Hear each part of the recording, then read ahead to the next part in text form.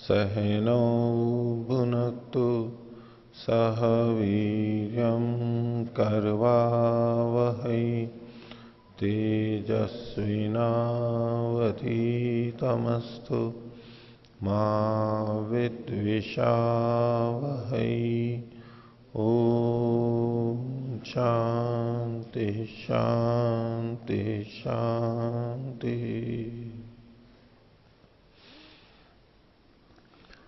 वैशेषिक दर्शन की 63वीं कक्षा। वैशेषिक दर्शन के 7वें अध्याय को हमने पिछली कक्षा में पूरा किया था। पिछले पाठ में से किन्हीं को कुछ पूछना है तो पूछ सकते हैं। हाँ, पृष्ठ संख्या 81 पर सूत्र 15 समय आत्मत्यागः परत्यागो वा। तो इसमें प्राण संकट की स्थिति में अपने लिए, अपने प्राण संकट में या दूसरे के हो तो अपना त्याग करें या दूसरों से करवा लें, कोई पुण्य फल में कोई भेद नहीं है, ये कह रहे हैं। तो पर ऐसा लगता है कि एक तरह से ये जो निकृष्ट स्वार्थ है उसकी प्रवृत्ति को द्योतित करेगा यदि हम अपने लिए दूसरे का त्याग करवा लें। अपने लिए दूसरे का त्याग करते हैं तो क्या अंतर है? निकृष्ट स्वार्थ लगता है। पर त्याग जो है जी निकृष्ट स्वार्थ है। हाँ। अच्छा, और उत्कृष्ट स्वार्थ अपना त्याग कर दे दूसरे के। इसलिए आत्मत्याग को पहले लिखा है इन्होंने। समय आत्मत्याग पर त्याग हुआ। पहले आत्मत्याग लिखा है, पहला विकल्प, और दूसरा विकल्प पर त्याग भी करें तो कोई बहुत अंतर नहीं है, ज्यादा अंतर नहीं है। ये सब चीजें समाज की दृष्टि से देखी जा रही है कि किस व्यक्ति के रहने से समाज का अधिक हित होगा। तो विशिष्ट में आत्मत्याग है वो इसीलिए है कि वो ज्यादा उपयोगी है, समाज के लिए ज्यादा हितकारी होता है, तो उसके लिए अपना त्याग करना चाहिए और हमारा भी पुण्य बन जाएगा। और हीन में पर का त्याग कर देना चाहिए। इसमें आपको स्वार्थ नहीं दिखाई दे रहा। हीने पर त्याग, ये कौन से स्तर का स्वार्थ है? निकृष्ट या उत्कृष्ट? न्यूट्रल, बराबर है। हाँ। और विशिष्ट के लिए आत्मत्याग करना ये श्रेष्ठ है, ये श्रेष्ठ त्याग है जी। और हीन के लिए दूसरे का त्याग कर देना, हीन के लिए, हीन दूसरा हीन है हमारे से और उसका त्याग कर देना, पर का त्याग कर देना, सब ठीक लगता ये है। न्यूट्रल है, मतलब सामान्य स्वार्थ है। मतलब अच्छा नहीं लगता जब अपने को बचाए दूसरे को संकट में डाल के, जबकि दोनों सेम स्तर के हैं। नहीं, पहले मैं हीने का बोल रहा हूं, हीने पर त्याग। हीने है, पर त्याग, वो तो आपका प्रश्न है, मैं आगे पीछे का और लेकर के बात को स्पष्ट करना चाह रहा हूं। तो हीन में जो पर का त्याग है ये कैसा स्वार्थ है? बुरा ये कैसा नहीं स्वार्थ लग रहा है? वो मेरे को है जी, वो मुझे बुरा नहीं लग रहा है, इसमें मेरे को बुरा लग रहा है। बराबर वाले में? हाँ जी। तो आप आत्मत्याग कीजिए ना। इसमें ऐसा थोड़ा ना कहा गया कि आत्मत्याग ही करो जी, आत्मत्याग ही करो। आप आत्मत्याग कर सकते हैं, पहला वो कीजिए, आगे के लिए आपको आवश्यकता ही नहीं है। जब आत्मत्याग कर दिया तो अब परत्याग का अवसर ही नहीं है जी। जब जब सम के साथ में त्याग की बात आएगी तो आत्मत्याग करते रहिए, परत्याग आपको बुरा नहीं लगेगा। पर आत्मत्याग ये जो कह रहे हैं अंतिम वाक्य जो है, न वैशिष्ट्यम अस्ति पुण्य फल प्राप्त हो, तो उसमें कोई विशिष्टता नहीं है, आप खुद त्याग करो या दूसरे से करवा लो। जो आपको लगता है कि जो आत्मत्याग करता है उसको, वो विशिष्ट लगता है। वो उसको विशेष होना चाहिए, पुण्य फल मिलना चाहिए। और पर का त्याग कर देता है, इसमें पुण्य नहीं होना चाहिए, पुण्य हो उसमें या पुण्य ना होना हो, ही नहीं चाहिए, पुण्य होना ही नहीं चाहिए।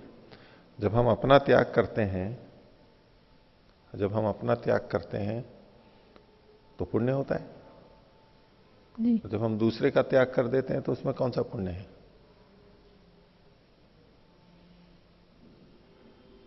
समान स्तर वाले में तो कुछ नहीं लगता। समान के विषय में भी, हीन जी के विषय में भी, अगर आप उस दृष्टि से पुण्य को देखें तो पुण्य या परोपकार, यानी पुण्य तो कब होगा? परोपकार करने पे होगा। अब हमने विशिष्ट में आत्मत्याग किया तब तो हमने परोपकार किया, पुण्य हो गया। समान है और उसमें हमने आत्मत्याग कर दिया तो भी पुण्य हो गया। लेकिन समान है और हमने पर का त्याग कर दिया तो उसमें कौन सा पुण्य है? त्याग तो अपना होता है, पुण्य तो उसमें होता है। और हीन में पर का त्याग कर दिया, इसमें कौन सा पुण्य है? इसमें कौन सा पुण्य है? हीन में पुण्य ही नहीं है। आप उससे जो नहीं, बात कह रही हो, उसमें तो लगता है उससे तो हानि हो रही है। न वैशिष्ट्यम अस्ति पुण्य फल प्राप्त हो, समानता की तो बात छोड़ दीजिए, उसमें पुण्य होना ही नहीं चाहिए ना। पर के त्याग में क्यों पुण्य होना चाहिए और हीन के त्याग में क्यों पुण्य हो चाहिए? आप उसको न्यूट्रल कह रही हैं, न्यूट्रल क्यों? पर का हमने त्याग किया तो उसमें तो पुण्य नहीं होना चाहिए हमारे को बिल्कुल भी। वो तो यदि हीन व्यक्ति है, हीन से तो उसको तो समाज से उतना लाभ नहीं हो रहा है। हम्म। उस केस में ठीक है कि ठीक है उसका त्याग करवा लिया। पर जहाँ दोनों समान स्तर के हैं, तो उसमें समाज का, चाहे मैं जीवित रहूं चाहे वो जीवित रहे, उसमें समाज को क्या हानि हो रही है? बराबर ही तो लाभ होगा समाज का। एक जो छाप पड़ेगी समाज पे, जो एक छाप पड़ेगी कि इसने अपने ही रक्षा के लिए दूसरे की जान ले ली। नहीं, दूसरे की जान नहीं ले रहा है वो, ये नहीं है, जान लेने की बात नहीं है। प्राण वो संकट की नहीं बात हो मान रही क्यों ना सकते जी। हैं? प्राण संकट तो वही है नहीं, ना। जान लेना नहीं है उसको, दूसरे के प्राण को ग्रहण नहीं कर रहे हैं हम। वो जो अवसर है जीवन बचाने का, हम्म। वो हमने अपने लिए काम में ले लिया, उसके लिए नहीं लिया। अच्छा, समान है और उसमें आत्मत्याग अच्छा लग रहा है, जी आपने आत्मत्याग किया, और दूसरा जो है वो क्या करेगा? जब दूसरे दोनों के समान साथ हैं और आत्मत्याग अच्छा है तो वो दूसरा क्या करेगा? वो क्या करेगा? नहीं, ये उस स्थिति में है जब नहीं, दूसरे का मुझे नहीं पता कि वो क्या नहीं, दोनों करेगा। हैं, दोनों मुझे सामने हैं, अपने बारे में निर्णय करना है। दोनों सामने हैं, एक ही अवसर है, दोनों में से एक ही बच सकता है, समान है। और उसमें से एक ने सोचा, मैंने सोचा कि मैं अपना त्याग कर दूं, और दूसरा सोचा मैं भी अपना त्याग कर दूं। ऐसा तब होगा जब दोनों मिलके सोच रहे हो। दोनों यदि मिलके दोनों सोच मिलके सकते हैं नहीं ना, ऐसी सोच स्थिति रहे। आ सकती है ना, ऐसी स्थिति आ सकती है, दोनों त्याग कर रहे हैं। नाव है, एक ही जना उसमें रुक सकता है, जीवित रह सकता है, दो रहेंगे तो डूबेगी, दोनों डूबेंगे। उसके लिए अच्छा है कि एक जना कूद करके बाहर निकल जाए। तो दोनों ने सोचा कि आत्मत्याग करना चाहिए। शास्त्र में क्या लिखा है? आत्मत्याग। अब क्या होगा दोनों का? दोनों कूद पड़ेंगे, क्योंकि होगा। हमने विकल्प ही नहीं छोड़ा है। और जब समान में हम, एक जना कह रहा है कि मैं आत्मत्याग करूंगा, तो दूसरे को भी तो रुकना पड़ेगा ना, तभी तो आत्मत्याग कहलाएगा हमारा। तो हम अपना आत्मत्याग स्वीकार कर रहे हैं तो दूसरा हमारा त्याग स्वीकार कर रहा है नहीं, वो भी तो स्थिति देखनी पड़ेगी। उसके बिना तो व्यवहार ही नहीं बनेगा। हम अपना त्याग कर रहे हैं मतलब दूसरे की रक्षा कर रहे हैं, और उस स्थिति में दूसरा क्या कर रहा है? अपने को बचा रहा है और हमारा त्याग कर रहा है। तो ये तो हमारा त्याग भी तभी सार्थक है जब वो बचे दूसरा। तो उसके मन में ये ग्लानि ना आ जाए कि देखो इसने तो आत्मत्याग कर दिया और मैं तो देखो मैंने तो जीवन ही नहीं त्याग किया, मेरे को कर देना चाहिए था, और वो उसी ग्लानि में देखो मेरे कारण उसकी मृत्यु हो गई। जैसे आपको अच्छा नहीं लग रहा है ना पर के त्याग का समान में, उसको भी अच्छा नहीं लगेगा, और वो जो समाज का उपकार करना था वो ना करके ग्लानि से ही ग्रस्त रह जाएगा कि देखो मैंने तो क्या कर दिया, क्या कर दिया, क्या कर दिया। उसमें कोई ग्लानि लाने की आवश्यकता नहीं है। अगर हमें परित्याग करना पड़ रहा है तो ग्लानि की कोई बात नहीं है, क्योंकि इन सब में समाज का हित देखा जा रहा है, अपना नहीं देखा जा रहा है। कोई बात नहीं, बराबर है, चाहे वो जिए चाहे मैं जीऊं, एक ही बात है। वो जिएगा, समाज का कल्याण करेगा, मैंने त्याग किया, मेरा पुण्य बन जाएगा, मेरे को अवसर मिल जाएंगे आगे, मैं भी कर लूंगा, मेरे भी कोई हानि नहीं है। और उसने अगर दांव पहले लगा दिया, त्याग कर दिया, और मैं जीवित हूं तो मैं अब काम करूंगा अच्छा, वर्तमान जो जीवन है उससे समाज का अच्छा काम करूंगा, और जो गया है उसको पुण्य मिलेगा और उसको फिर आगे अवसर मिल जाएगा। तो ना उधर चिंता है ना इधर चिंता है। ये तब तो सही है जी, जब दोनों मिल के सोच रहे हैं, दोनों एक ही सिचुएशन में हाँ, है, एक ही मानसिक स्थिति है हाँ, एकदम से, और दोनों को पता है कि क्या होने वाला है। हाँ, यदि दोनों को नहीं पता, एक को पता है, हम्म, और उस समय मैं ऐसा करूं कि मैं दूसरे के प्राण संकट में डाल दूं, तब क्या होगा? मत डालिए ना, वो तो पहले बोल ही दिया, आत्मत्याग का है, आत्मत्याग कीजिए, इसीलिए तो पहले लिखा है आत्मत्याग को। ये तो कोई अल्पाच्यतरम वाली तो कोई बात है नहीं, बराबर ही है तो कि भाई इसको पहले दे दिया हो या कोई। लेकिन अभ्यर्हितम पूर्वम निपतति, हालांकि समास नहीं है लेकिन फिर भी पहले इसको पढ़ा गया है तो प्रथम विकल्प ये कह रहे हैं, इतना तो अंतर आएगा ही, आत्मत्याग कर देना चाहिए। हाँ,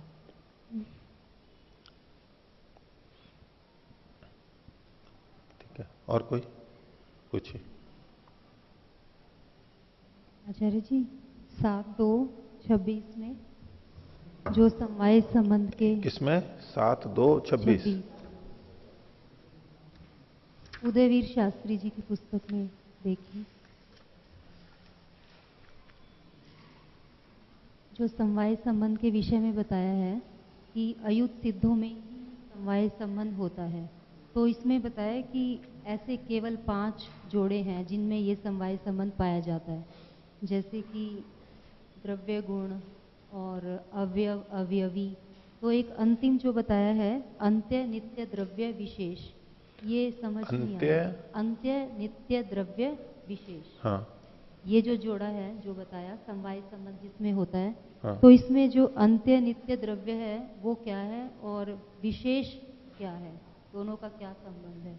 तो इसमें जो अंत्य नित्य विशेष का कहा है, अंत्य नित्य द्रव्य और उसका और उसके साथ जुड़ा है विशेष, ये समवाय संबंध से रहते हैं। समवाय संबंध को बताते हुए इन्होंने ये बताया कि कहीं तो कारण कार्य संबंध रहता है, कारण कार्य संबंध जहां नहीं रहता है उसको ये कहना चाहते हैं। जैसे इन्होंने कहा, देखिए कि केवल ऐसे 5 जोड़े हैं जिनका परस्पर समवाय संबंध रहता है, द्रव्य गुण, द्रव्य कर्म और अवयव अभी, ये 3 जोड़े हैं।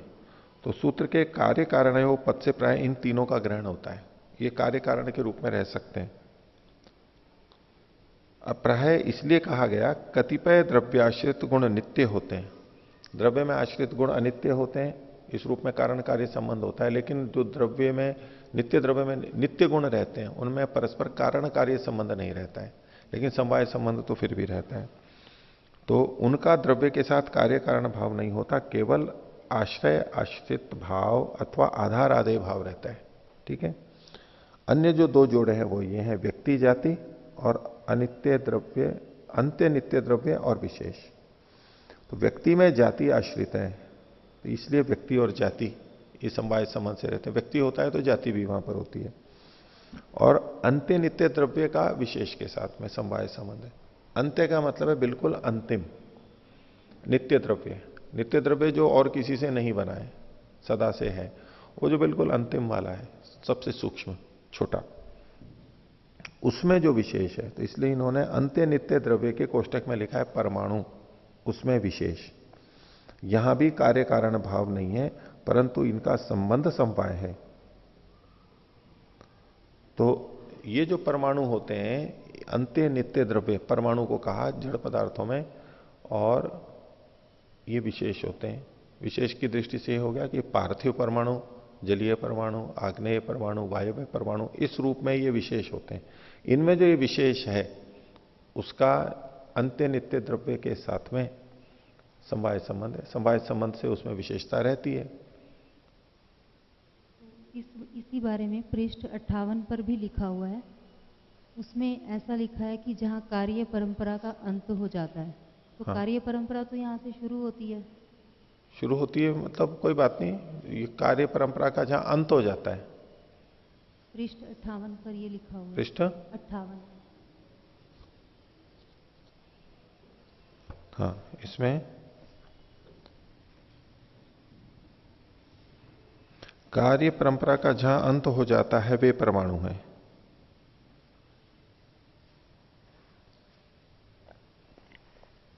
छह पदार्थों में जिस विशेष नामक पदार्थ की गणना की गई वे विशेष पदार्थ केवल नित्य परमाणुओं में रहते हैं। कार्य परंपरा का जहां अंत हो जाता है, ठीक है, आपका कहना है कि कार्य परंपरा का प्रारंभ होता है वहां से। इसको उल्टा देखना पड़ेगा। इन्होंने जो लिखा है, कार्य है उसका जो कारण है, वो कारण भी यदि कार्य है तो उसका जो कारण है, ऐसे पीछे जाकर के देखना पड़ेगा। जहां पर कार्य परंपरा नहीं होती तो परमाणु में कार्य परंपरा नहीं है, अर्थात परमाणु कार्य नहीं है। इस दृष्टि से इनका कथन समझना चाहिए। ठीक है। अंत्य नित्य द्रव्य है, परमाणु अंतिम नित्य द्रव्य है, सबसे छोटा नित्य द्रव्य है। और उसमें जो विशेष है, उस विशेष का उसके साथ में समवाय संबंध है। कारण कार्य भाव नहीं है इनमें, समवाय संबंध है। हो गया? पूछिए, नहीं स्पष्ट नहीं हुआ तो पूछिए। आप कह रहे हैं कि कार्य कारण संबंध नहीं है, तो जब जैसे तंतु और विशेष में और अंत्य नित्य द्रव्य, देखिए विशेष इसमें रहता है, विशेष कहां रहेगा? द्रव्य में ही रहेगा। तो इनमें आपस में कारण कार्य संबंध नहीं है, ये कह रहे हैं। जैसे कोई अवयवी अनेक अवयवों से मिलकर बनता है, हाँ। तो अवयव कारण है और अवयवी कार्य है। हाँ। तो कार्य कारण संबंध हो गया उनमें। हाँ। तो इस अंत्य नित्य द्रव्य और विशेष को भी तो उसी कैटेगरी में लिया गया है ना? किस कैटेगरी में? इसमें जो ये 5 जोड़े हैं समवाय संबंध जिनमें होता है। हाँ। तो फिर समवाय संबंध और कार्य कारण संबंध में अंतर क्या हुआ? इन्होंने कहा कि समवाय संबंध के 5 जोड़े बनते हैं, उसमें से 3 जोड़े ऐसे हैं जिसमें कार्य कारण संबंध भी रहता है। 2 जोड़े ऐसे हैं समवाय संबंध के जिनमें कारण कार्य संबंध नहीं रहता है। इस तरह से अंतर किया है। तो कुछ जगह कारण कार्य संबंध है, कुछ जगह नहीं है। जैसे द्रव्य और गुण में, द्रव्य और कर्म में, अवयव और अवयवी में, इनमें परस्पर कारण कार्य संबंध है। लेकिन इन 2 के अंदर, जैसे व्यक्ति और जाति, व्यक्ति और जाति में कारण कार्य संबंध नहीं है आपस में, ऐसे ही अंत्य नित्य द्रव्य और विशेष में कारण कार्य संबंध नहीं है। स्पष्टता के लिए किया जा रहा है कि समवाय संबंध जिनके बीच में होता है वो सब एक जैसे नहीं होते। समवाय संबंध वाले, एक जगह हमने समवाय संबंध जिनमें देखा उनमें कारण कार्य संबंध भी देख लिया, तो हम सोचने लगे कि जहां जहां समवाय संबंध होता है वहां वहां परस्पर कारण कार्य संबंध भी होता है। ऐसा कोई ना सोच ले। उसकी स्पष्टीकरण के लिए कि 3 समवाय संबंधों में, 3 तरह के समवाय संबंधों में कारण कार्य भी भाव भी रहता है, और 2 प्रकार के समवाय संबंध में कारण कार्य भाव नहीं रहता है। स्पष्टता के लिए लिखा है।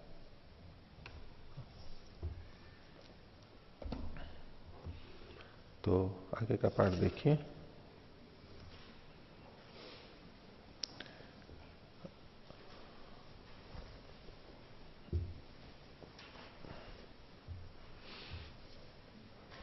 वैशेषिक दर्शन का 8वां अध्याय, पृष्ठ संख्या 106।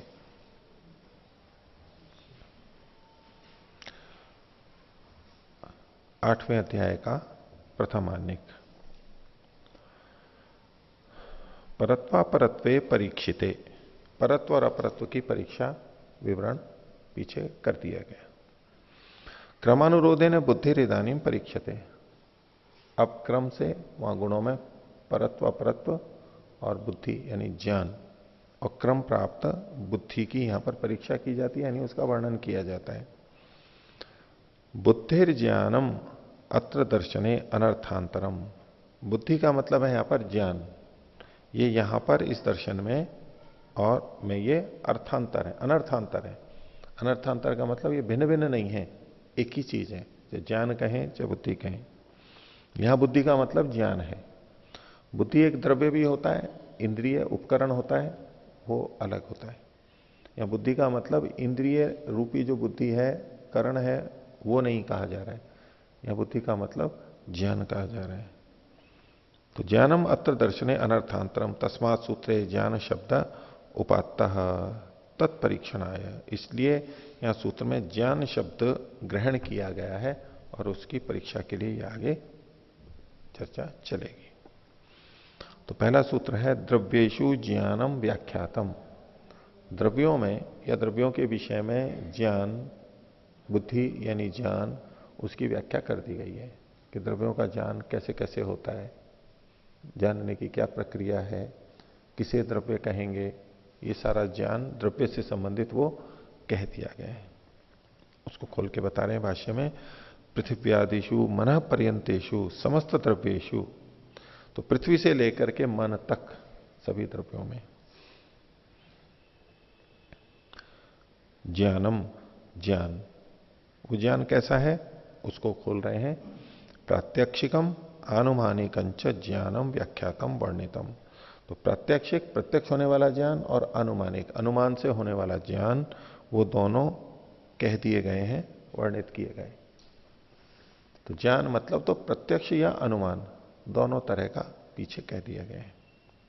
तत्र प्रात्यक्षिकम ज्ञानम तु। अब ये व्याख्याकार बता रहे हैं कि पीछे द्रव्यों के संबंध में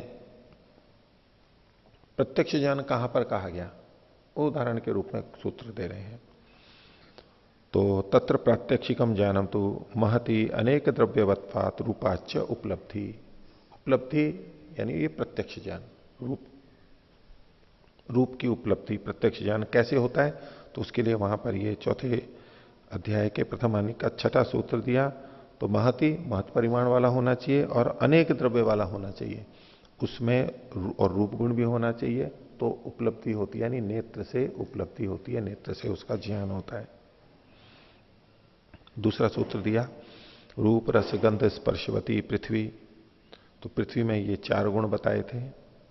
फिर आगे कहा रूप रस स्पर्शवत्य आपह, रूप रस स्पर्श वाला जल होता है 3 गुण, और तेजो रूप स्पर्शवत, रूप और स्पर्श गुण वाला तेज होता है।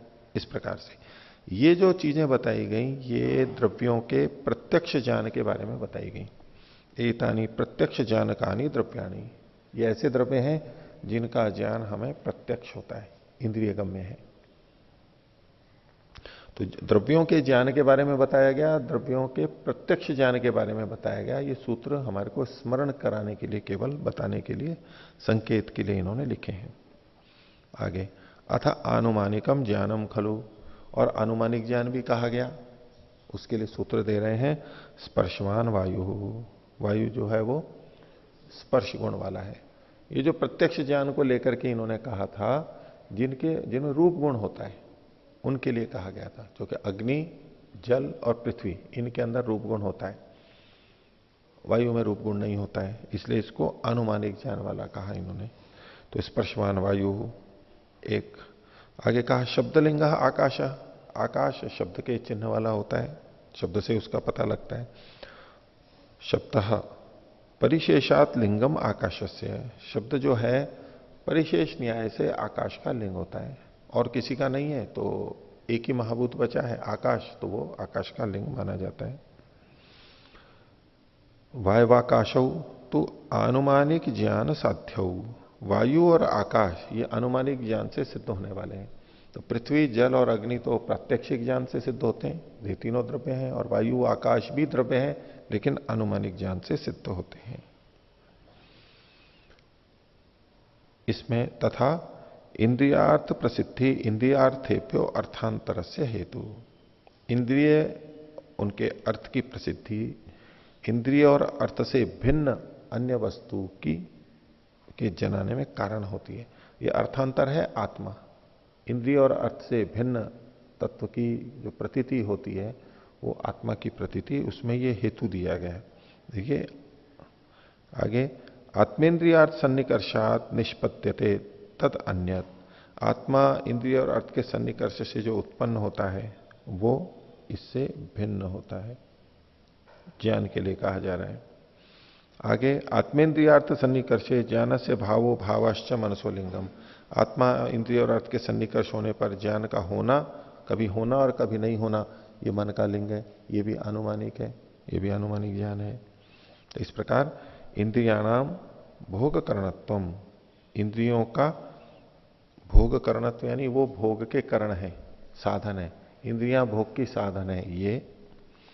अर्थानाम च भोग भावो, और जो अर्थ हैं वस्तुएं हैं वो भोग के रूप में है। अतः इंद्रियर अर्थ ज्ञानम, और इंद्रियों के द्वारा अर्थ का ज्ञान होता है।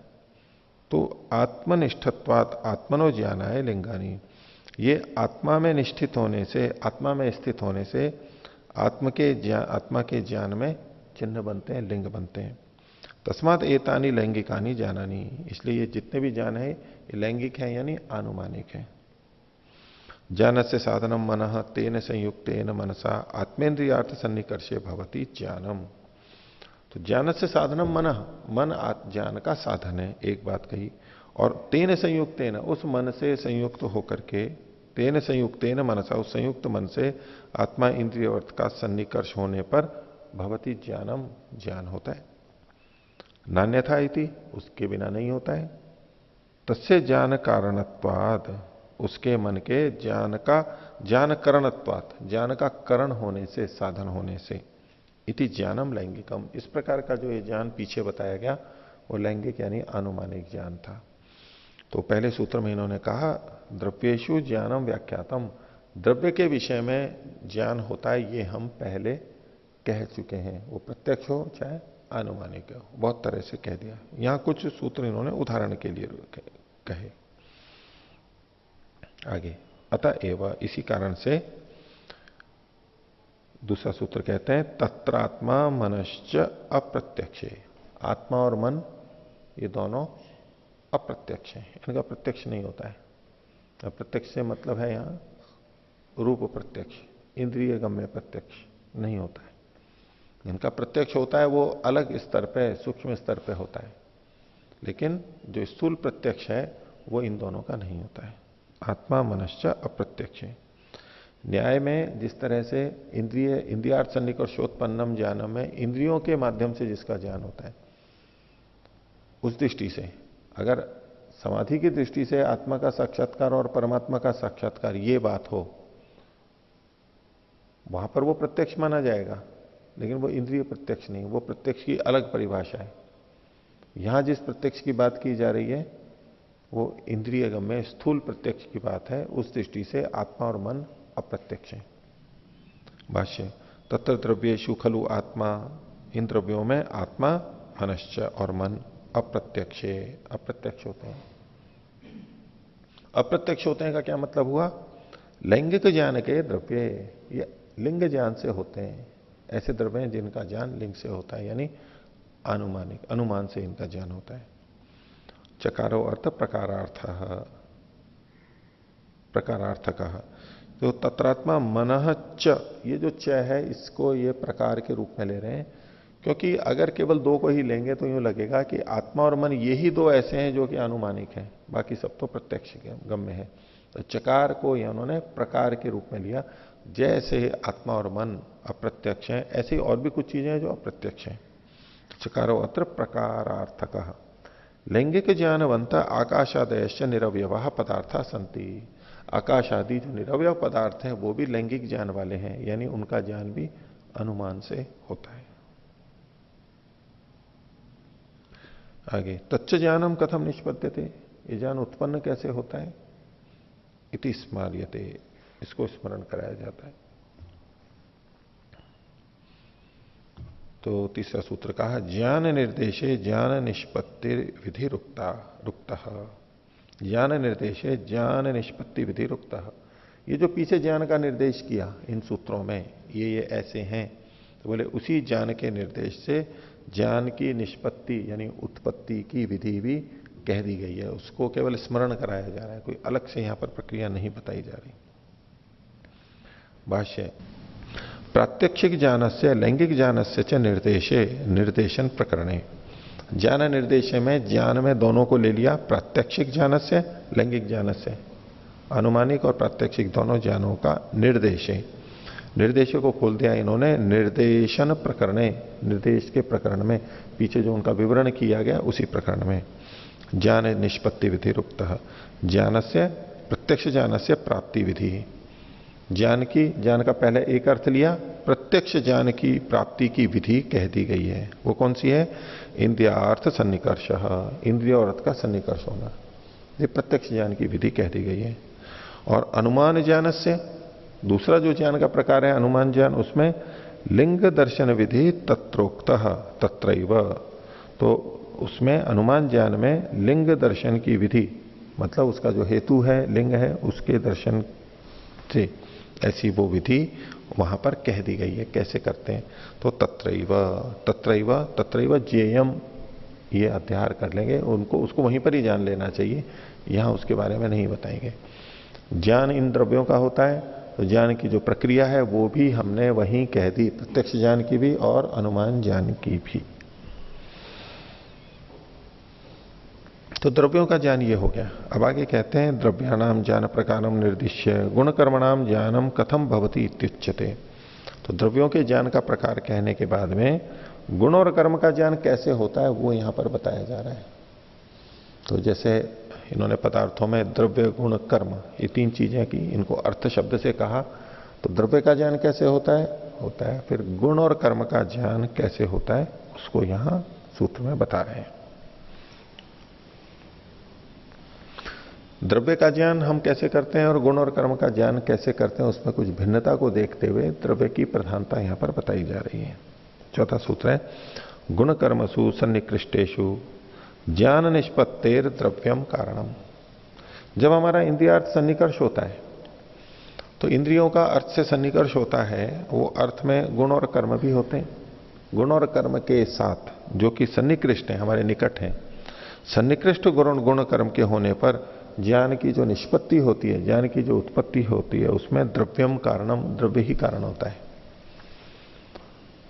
गुण और कर्म की जिस समय हमें अनुभूति होती है, गुण और कर्म का जब ज्ञान होता है उसमें द्रव्य भी कारण होता है साथ। बिना द्रव्य के चूंकि गुण और कर्म रहते ही नहीं है, इसलिए अकेले गुण और कर्म का ज्ञान नहीं होता, उसके वो द्रव्य सहित ही हमारे को ज्ञान होता है, द्रव्य उसमें कारण है। भाष्य देखिए, इंद्रिय गुणाः रूपादय, इंद्रिय इंद्रियों के द्वारा, इंद्रियों के साथ साथ गुणाः गुण कौन से हैं? तो रूपादय उदाहरण दे दिया। कर्माणि च, और कर्म कौन से हैं? तो उत्क्षेपण आदि सन्निकृष्यन्ते, उत्क्षेपण आदि का सन्निकर्ष होता है। तो इंद्रियों के साथ में गुण और कर्म का जब सन्निकर्ष होता है, तेषु सन्निकृष्टेषु, उनके सन्निकृष्ट होने पर, सन्निकृष्टेषु को खोल दिया, संबद्धेषु संबद्ध होने पर उनसे, उसी को खोल दिया संयुक्तेषु संयुक्त होने पर, ज्ञान से, ज्ञान का, किसके ज्ञान का? तो तत्त ज्ञान से निष्पत्तिर भवति आत्मनि, उसके ज्ञान की उत्पत्ति होती है। और कहां होती है? वो आत्मा में होती है, क्योंकि आत्मा को ही बोध होता है।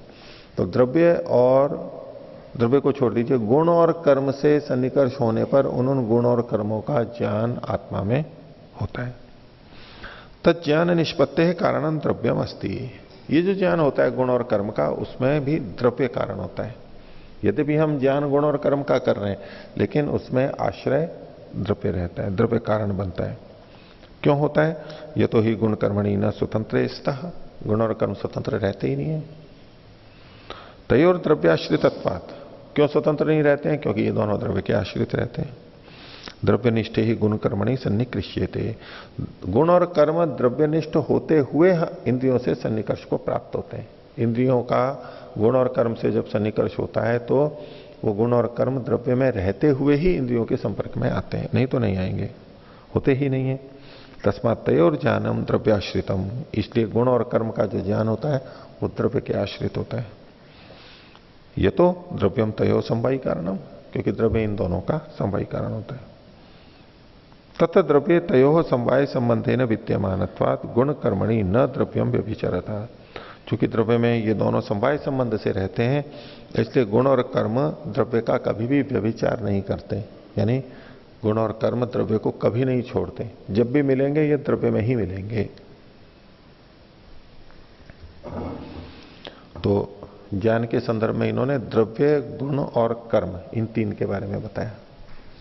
आगे देखिए, द्रव्य गुण कर्मणाम अर्थपदवाच्यानाम, अर्थ इस शब्द से जिनको कहा गया है, इसमें शास्त्र में अर्थ शब्द से द्रव्य गुण कर्म तीनों का ग्रहण होता है। एक इसकी पारिभाषिक संज्ञा है, अर्थ मतलब द्रव्य गुण कर्म। तो अर्थ पद से कहे जाने वाले द्रव्य गुण कर्मों का ज्ञानम प्रदर्श्य, ज्ञान बता करके, सामान्य विशेषयो कथम ज्ञानम भवति इत्यपि उच्यते, सामान्य और विशेष में ज्ञान कैसे होता है उसको भी कहा जा रहा है। तो द्रव्य गुण कर्म के बाद में सामान्य और विशेष यथा प्राप्त पदार्थ हैं उनके बारे में बता रहे हैं। पांचवा सूत्र, सामान्य विशेषेषु सामान्य विशेषाभावात तथा एवं ज्ञानम, सामान्य और विशेष में सामान्य विशेष का अभाव होता है। जैसे गुण में गुण का अभाव होता है, कर्म में कर्म का अभाव होता है, ऐसे सामान्य में सामान्य का अभाव होता है और विशेष में विशेष का अभाव होता है। सामान्य और विशेष में सामान्य विशेष नहीं रहते हैं। तो सामान्य विशेषेषु सामान्य विशेषाभावात तथा एवं ज्ञानम, उनका सामान्य और विशेष का ज्ञान कैसे होता है? तथा एवं से दो तरह से कहते हैं, उस द्रव्य से ही ज्ञान होता है। सामान्य विशेष भी द्रव्याश्रित ही होते हैं, इसलिए द्रव्य के आधार पर ही इनका ज्ञान होता है। एक तो ये बात है, और दूसरा तथा एवं का मतलब सामान्य और विशेष से ही उनका ज्ञान होता है। ये भी एक इसका अर्थ लिया जाता है। सामान्य का ज्ञान सामान्य से, विशेष का ज्ञान विशेष से होता है। सामान्य में विशेष नहीं रहता और विशेष में सामान्य नहीं रहता है। एक और सामान्य में सामान्य नहीं रहता, विशेष में विशेष नहीं रहता है। भाष्य देखिए, सामान्य सूत्र में जो सामान्य शब्द है उसका अर्थ ये कर रहे हैं सामान्य अर्थात पर सामान्य, पर सामान्य में जो अंतिम सामान्य है, जो कभी भी विशेष नहीं होता है, वो कौन है? तो पर सामान्य सत्तायाम, सत्ता में, पीछे विषय ही चुका है। सत्ता जो है वो विद्यमानता, ये पर सामान्य है। कोई भी चीज हो उसकी सत्ता विद्यमानता है, वो विद्यमानता सत्ता वो बिल्कुल समान है, उसमें कोई भेद नहीं है। और पृथ्वी आदिशु रूपादिशु उत्क्षेपणादिशु विशेषेशु, और पृथ्वी आदियों में, रूपादिशु रूपादियों में, और उत्क्षेपण आदि में। पृथ्वी आदि ये द्रव्य का उदाहरण दे दिया, रूपादि ये गुण का उदाहरण दे दिया, और उत्क्षेपण आदि में यहां कर्म का दे दिया। इन विशेषों में खलु अंत्य विशेषेषु ज्ञानमता, इन अंत्य विशेषों में जो ज्ञान होता है, अंत्य विशेष मतलब इसके आगे फिर कोई तत्वांतर नहीं होता, वो जैसे अंत में बन गए वो बन गए। तो द्रव्य गुण कर्म जो भी विशेष रूप में है, जो अंत्य विशेष है, उनमें भी जो ज्ञान होता है, तो सामान्य की दृष्टि से तो पर सामान्य यानी सत्ता, और विशेष की दृष्टि से जो अंत्य विशेष है उन सबका ग्रहण किया। इनमें तथा एवं, तथा एवं को खोल रहे हैं, सामान्य तो विशेषतश्च, सामान्य से और विशेष से। इसी को खोल रहे हैं तत्स्वरूपतः स्वतः एवं, उनका अपना जो स्वरूप है उससे अपने आप ही, मतलब सामान्य का सामान्य से, विशेष का विशेष से, उसी से ही ज्ञान होता है। तो तथा एवं सामान्य तो विशेषतश्च तत्स्वरूपतः स्वतः एवं भवति तदधीनम एवं तयोर ज्ञानम, उनका ज्ञान उसी पर निर्भर करता है। तो तदधीन का यहां जो अर्थ किया ब्रह्ममुनि जी में, सामान्य और विशेष के आधारित ही उनका ज्ञान होता है। इसमें द्रव्याश्रित भी कहते हैं, जैसा कि उदयवीर जी ने अर्थ किया है कि इनका ज्ञान भी द्रव्य घटित सन्निकर्ष से ही होता है, द्रव्य से युक्त होते हुए ही। यथा, क्यों ऐसा? सामान्य विशेषाभावात द्रव्य गुण कर्मणाम ज्ञानम तो सामान्य विशेषापेक्षो भवति। द्रव्य गुण कर्म की अपेक्षा सामान्य और विशेष के ज्ञान में भेद बता रहे हैं। द्रव्य गुण कर्म का ज्ञान तो सामान्य और विशेष के आधार पर होता है, सामान्य और विशेष की अपेक्षा रखता है कि कोई भी द्रव्य है तो ये दो द्रव्य समान हैं, ये दो परस्पर समान है, ये इससे विशेष है। तो किसी भी द्रव्य का ज्ञान जब अपेक्षा से युक्त होता है तो सामान्य और विशेष से युक्त होता है। तो द्रव्य भी हो, चाहे गुण हो, चाहे कर्म हो, इनके ज्ञान में अन्यों की अपेक्षा होते हुए सामान्य विशेष का ज्ञान जुड़ा हुआ रहता है, यानी सामान्य विशेष से इनका ज्ञान होता है।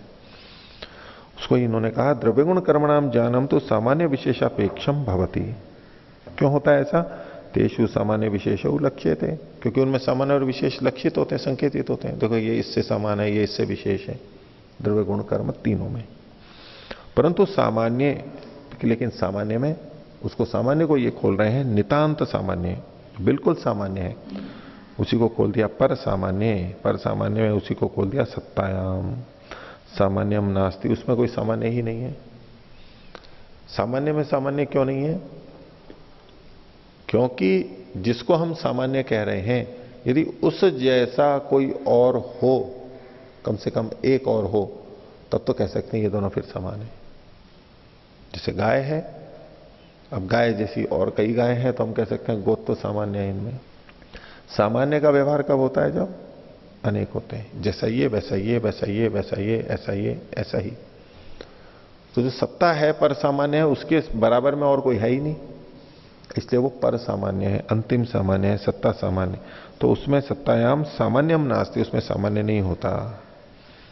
तथा विशेषे अंत्य विशेषे विशेषो नास्ति, और जो अंत्य विशेष होता है, अंत वाला, उसमें विशेष नहीं होता है। और उसमें भी कोई और विशेष हो, बस वो तो विशेष हो गया, बस वही विशेष है।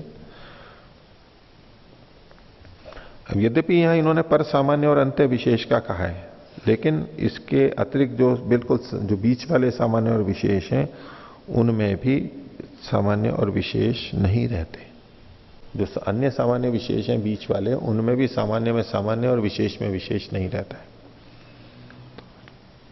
आगे सामान्यम पर सामान्यम सत्ता तो सामान्य रूपेण एवं अवतिष्ठते। जो पर सामान्य ये सत्ता है और समान रूप से रहती है, यहां भी वही, वहां भी वैसी, वहां भी वैसी। सत्ता मतलब सत्ता, न पुनर्विशिष्यते, उसमें कुछ विशेषता नहीं होती है। अथच विशेषो अंत्य विशेषो, और जो अंत्य विशेष होता है वो तो बस विशेष ही होता है, न समीक्रियते, उसको उसमें सामान्य नहीं रह सकता, उस जैसा और कोई नहीं होता है। तस्मात् सामान्यम विशेषश्च स्वरूपता एवं ज्ञायते, सामान्य विशेष का ज्ञान उनके अपने स्वरूप से होता है। या पूर्ण विराम है। शंकर मिश्रादि भी असंबद्धम व्याख्यातम सूत्रम, सामान्य इस सूत्र को शंकर मिश्रादि ने ठीक तरह से नहीं खोला है। तत्र सामान्य विशेषाभावात वचनस्य अचरितार्थत्व। क्यों उनका ठीक नहीं है? क्योंकि उन्होंने ऐसी व्याख्या नहीं की जो कहा सामान्य विशेष का अभाव होने से। उन्होंने जिस तरह से व्याख्या की उससे वहां सामान्य विशेष का अभाव प्रतीत नहीं होता, इसलिए उनकी व्याख्या ठीक नहीं है।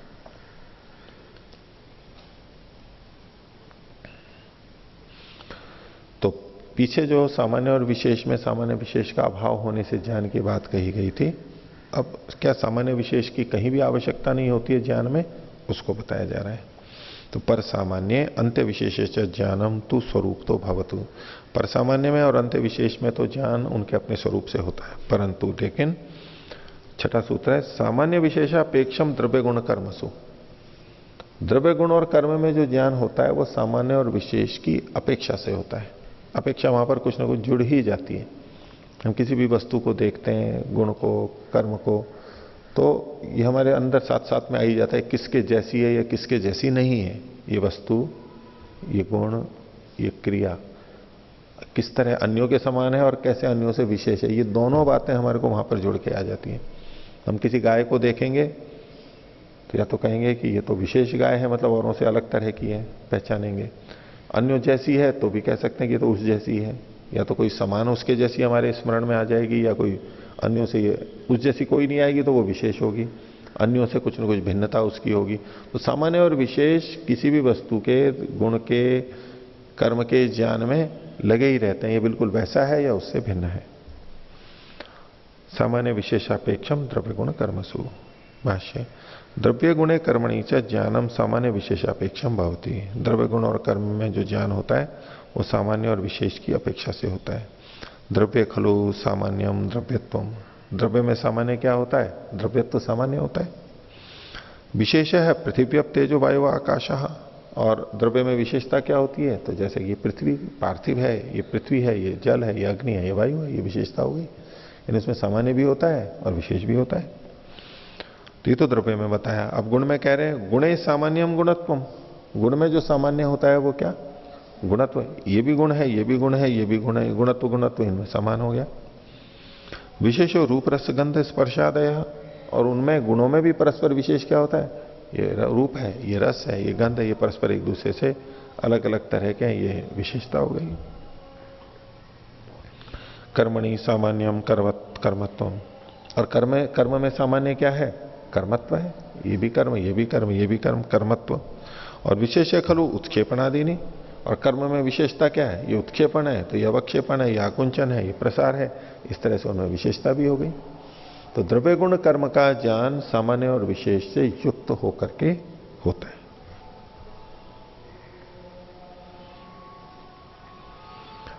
आगे कार्य द्रव्य अन्यदपि ज्ञान कारणम उच्यते, तो जो कार्य द्रव्य होते हैं उसमें अन्य प्रकार से भी ज्ञान होता है। उसमें क्या कह रहे हैं, 7वां सूत्र, द्रव्य द्रव्य गुण कर्मापेक्षम। किसी कार्य द्रव्य का जब ज्ञान होता है तो वो उसके कारण द्रव्य की अपेक्षा से, गुण की और कर्म की अपेक्षा से भी होता है। कोई जो भी कार्य द्रव्य हो तो ये इस चीज से बना है, मिट्टी का घड़ा है तो हम कहें ये मिट्टी का बना हुआ है, ये घड़ा है ये पीतल का बना हुआ है, ये तांबे का बना हुआ है, ऐसे ये चांदी का बना हुआ है, ऐसे द्रव्य की अपेक्षा को रखते हुए भी वहां पर ज्ञान होता है, और गुण और कर्म की अपेक्षा से भी ज्ञान होता है। तो सूत्र में जो द्रव्य है उसका मतलब है कार्य द्रव्य। भाष्यकार शुरू में ही लिखते हैं कार्य द्रव्य, ये द्रव्य को इन्होंने खोला है, द्रव्य का मतलब है कार्य द्रव्य ज्ञानम। तो कार्य द्रव्य का जो ज्ञान होता है वो द्रव्यापेक्षम, द्रव्य की अपेक्षा वाला होता है, द्रव्य सापेक्ष होता है, गुणापेक्षम गुण सापेक्ष होता है, और कर्मापेक्षम च भवति, और कर्म के सापेक्ष भी होता है, कर्म की अपेक्षा रख करके भी होता है।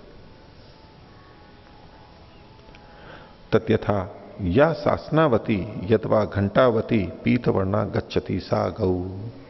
गौ किसे कहते हैं, तो उसके लिए कहा या सासनावती, सासना मतलब वो गलकंबल है, तो गलकंबल जो है ये द्रव्य है, द्रव्य से गाय का ज्ञान किससे हो रहा है, जैसे गलकंबल है, गलकंबल एक द्रव्य हो गया। या घंटावती, या घंटा लगा हुआ हो किसी गाय के, सब गायों के नहीं होता है। पीतवर्णा पीले रंग वाली है ये, तो ये हो गया गुण, गुण से भी ज्ञान हो रहा है। और गच्छति, और जो जा रही है चल रही है, ये क्रिया हो गई। तो ज्ञान किसी एक ही द्रव्य का, गौ द्रव्य का होता है जो कि कार्य द्रव्य है, लेकिन उसके ज्ञान में द्रव्य भी कारण बनता है, गुण भी कारण बनता है, और उसके कर्म भी कारण बनते हैं। किसी को जानने में तीनों होते हैं। तो द्रव्य गुण कर्मापेक्षम, कार्य द्रव्य का ज्ञान द्रव्य गुण और कर्म की अपेक्षा रखता है, तीनों के आधार पर ज्ञान होता है। तो ये ज्ञान के बारे में चर्चा चल रही है सारी की सारी। आगे कहते हैं परंतु 8वां सूत्र, गुण कर्मसु गुण कर्माभावात गुण कर्मापेक्षम न विद्यते। पीछे जो कहा था द्रव्य में द्रव्य गुण कर्म की अपेक्षा से ज्ञान होता है, लेकिन गुण और कर्म में जो ज्ञान होता है वो गुण कर्मसु यानी गुण और कर्म में गुण कर्माभावात, क्योंकि गुण और कर्म का अभाव होता है, गुण में गुण और कर्म का अभाव होता है, और कर्म में गुण और कर्म का अभाव होता है। अभाव होने से गुण कर्मापेक्षम न विद्यते, इनका ज्ञान गुण और कर्म की अपेक्षा से नहीं होता है। भाष्य, गुणेषु गुणापेक्षम कर्मापेक्षम ज्ञानम न विद्यते। गुणों में गुण की अपेक्षा से और कर्म की अपेक्षा से, कर्मापेक्षम च ले सकते हैं, चकार ले सकते हैं, ज्ञानम न विद्यते, ज्ञान नहीं होता है। अल्प विराम, क्यों, तत्र गुणे गुणाभावात कर्माभावात, क्योंकि गुण में गुण और कर्म का अभाव होता है। अपने पूर्व सूत्रों से उसकी पुष्टि करें, गुणों ही अगुणवान, जैसे पीछे कहा गया था 1:16 में कि गुण गुण रहित होता है, तथा कर्म इसी प्रकार से कर्म न गुणे न गुणाश्रयी।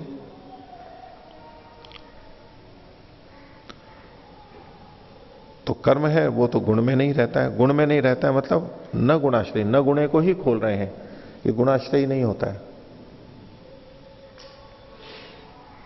गुण है आश्रय जिसका, ऐसा नहीं होता है कर्म। उसके लिए इन्होंने सूत्र दिया एक द्रव्यम द्रव्याश्रितत्वात् कर्मण, क्योंकि कर्म द्रव्य के आश्रित रहता है, कर्म गुण के आश्रित नहीं रहता है। आगे, अथच कर्मसु ज्ञानम न गुणापेक्षम, और कर्म में जो ज्ञान होता है वो गुणापेक्ष नहीं होता है। क्यों, तस्य अगुणत्वात्, क्योंकि इसमें गुण नहीं होते। अगुणम ये सूत्र पहले का ही है। तथा न कर्मापेक्षम, और कर्म में जो ज्ञान होता है वो कर्मापेक्ष भी नहीं होता है। क्यों, न कर्मणि कर्म भवति तस्य द्रव्याश्रितत्वात्, क्योंकि कर्म में कर्म नहीं होता, कर्म तो द्रव्य के आश्रित होता है। एक द्रव्यम, ये सूत्र वही प्रमाण के लिए दिया। किंतु द्रव्यापेक्षम गुण कर्मसु ज्ञानम भवति, गुण और कर्म का जो ज्ञान होता है वो द्रव्यापेक्ष होता है, द्रव्य की अपेक्षा से होता है। इसी को खोल रहे हैं आगे, यथा योग्यम प्रात्यक्षिकम लैंगिकम व यथोक्तम च पूर्वम। जो पैसे पीछे ज्ञान का कहा, प्रात्यक्षिक हो चाहे अनुमानिक हो, वो दोनों ही प्रकार का जैसा कि पीछे कहा गया वो सब द्रव्यापेक्ष ही होता है। पीछे जो चौथे सूत्र में कहा था, गुण कर्मसु सन्निकृष्टेषु ज्ञान निष्पत्तेर द्रव्यम कारणम, तो द्रव्यापेक्ष गुण और कर्म में ज्ञान होता है, गुण और कर्म में गुणापेक्ष और कर्मापेक्ष ज्ञान नहीं होता। अन्य भाष्यकार सूत्रम एकांगित्वेन व्याख्यातम, अन्य व्याख्याकारों ने इस सूत्र को एकांगी यानी एक पक्षीय यहां पर इसकी व्याख्या की है, पूरी तरह व्याख्या नहीं की।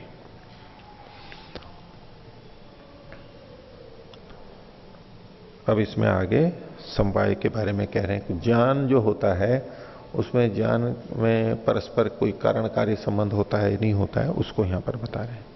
9वां सूत्र, समवायी न श्वेत्यात् श्वेत्य बुद्धेश्च श्वेते बुद्धिस ते कार्य कारण भूते।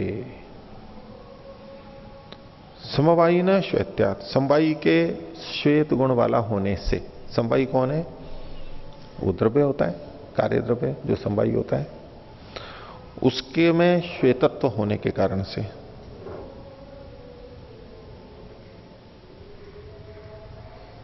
गुण जिसमें रहता है उसमें श्वेत्यात् श्वेतत्व होने के कारण से, श्वेत्य बुद्धेश्च, और उसमें श्वेतत्व की बुद्धि भी होती है, ज्ञान भी होता है कि ये सफेद है, सफेद वस्तु है, उसमें सफेद का श्वेत का हमारे को ज्ञान हुआ, श्वेत बुद्धि हो गई।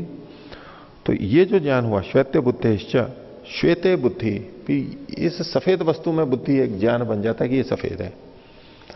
श्वेत वस्तु में चूंकि श्वेतत्व है और उसमें हमारे को ज्ञान, श्वेतत्व का ज्ञान हो रहा है, श्वेत बुद्धि उत्पन्न हो रही है, तो हम कहते हैं ये द्रव्य सफेद है।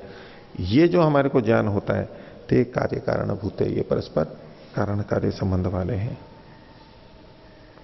भाष्य देखें, पहले तो सूत्र में जो समवायी न शब्द लिखा है उसको खोलते हुए बता रहे हैं।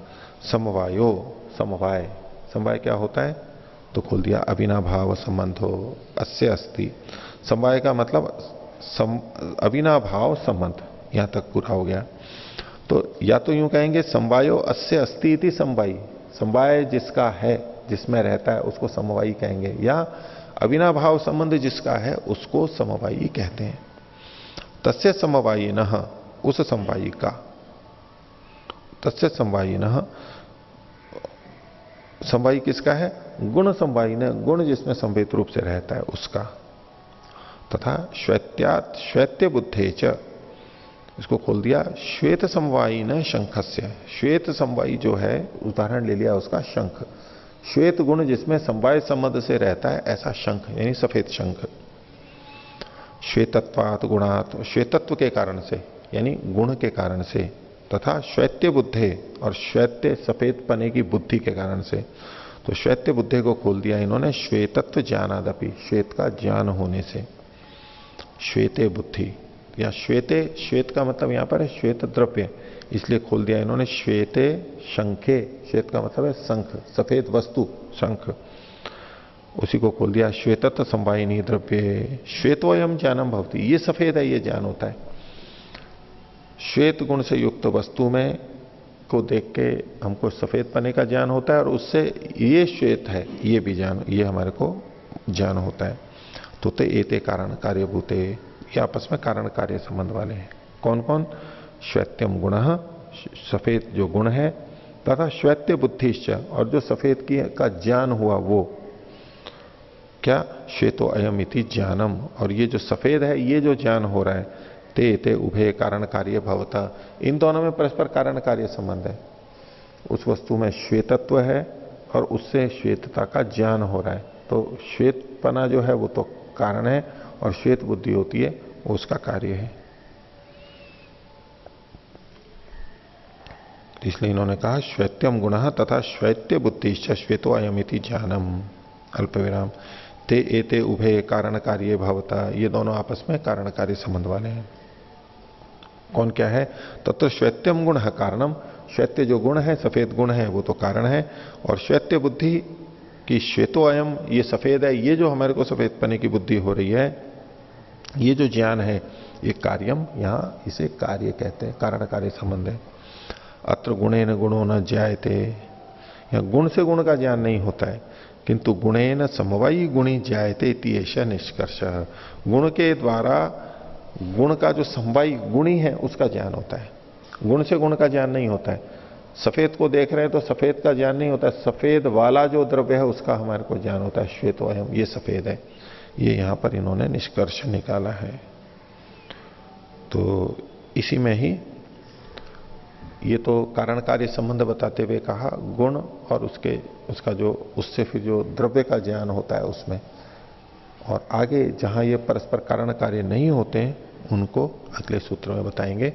आज का पाठ इतना ही रखते हैं। प्रणव ध्वनि।